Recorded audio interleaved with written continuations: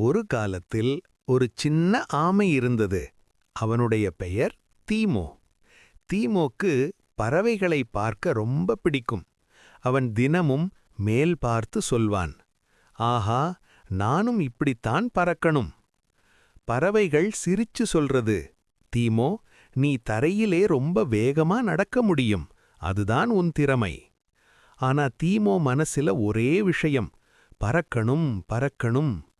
அவன் இலைகளை கைகளுக்கு கட்டிக்கிட்டு பறக்க முயற்சி, கல்லிலிருந்து குதிச்சு முயற்சி, வண்ணத்துப் பூச்சியிடம் கேட்டு முயற்சி.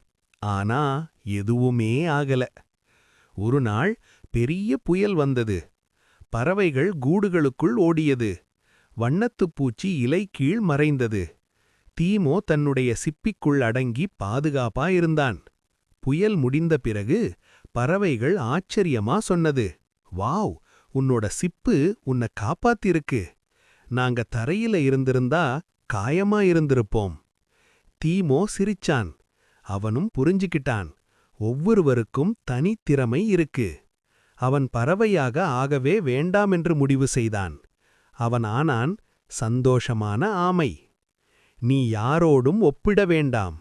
நீயே நீ, அதுவே உன் வலிமை. கதையின் போதனை, ஒவ்வொருவருக்கும் தனித்திறமை இருக்கிறது. மற்றவர்கள் போல இருக்க வேண்டிய அவசியமில்லை.